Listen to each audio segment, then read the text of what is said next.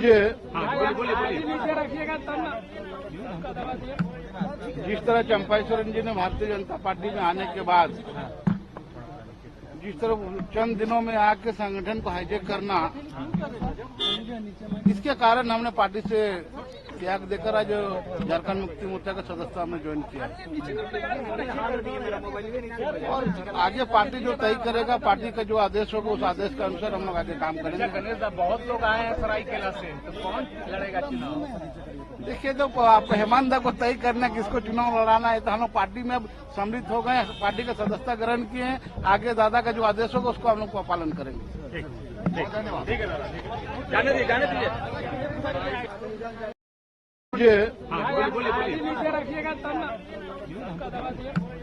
जिस तरह चंपाईश्वरन जी ने भारतीय जनता पार्टी में आने के बाद पार्टी से कई लोग पाला बदलकर जेएमएम ज्वाइन किए हैं, जिसमें एक पूर्व आपकी पार्टी के उपाध्यक्ष, स्टेट उपाध्यक्ष, पूर्व मंत्री लुईस मरांडी जी भी हैं, साथ में कुणाल सारंगी जो आपके प्रवक्ता हुआ करते थे, आपके साथ मतलब आपकी पार्टी के एमएलए हुआ करते थे। इन लोगों ने ज्वाइन किया और उन लोगों की पार्टी में लुईस मरांडी ने कहा कि पार्टी में उनका अपमान हुआ। कुणाल सारंगी ने कहा कि पार्टी में कोई प्रिंसिपल नहीं बचा हुआ, यानी बीजेपी पार्टी में।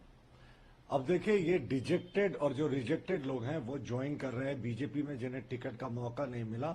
भाई, बीजेपी में करोड़ों कार्यकर्ता हैं, कुछ ही लोगों को चुनाव लड़ने का मौका मिलता है, तो इसमें से बहुत सारे खुशनसीब थे जो कभी ना कभी विधायक रह चुके हैं, कभी टिकट में वो चुनाव भी लड़ चुके हैं।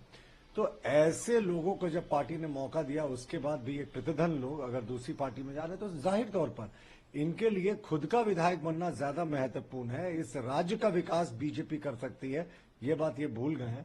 और ऐसे भी हमें कोई फर्क नहीं पड़ता, कार्यकर्ता आधारित पार्टी है, साहब कैडर बेस्ड पार्टी है, तो कैडर बेस्ड पार्टी में लोगों का आना जाना लगा रहता है। अंततः जो अंतिम रन बांकुड़ा और योद्धा होता है वो कैडर होता है, जो बूथ से लेकर पूरे बड़े स्तर तक चुनाव को लड़ता है। चेहरे तो सिर्फ केंद्रीय समिति तय करती है, चुनाव समिति, बाकी सारा जो युद्ध है वो तो कार्यकर्ता करता है। और हमारे कार्यकर्ता आज भी इंटैक्ट है। जो लोग चले गए हैं उनको हमारी शुभकामनाएं, उनकी तरह हम अनाप शनाप उनके बारे में नहीं बोलेंगे।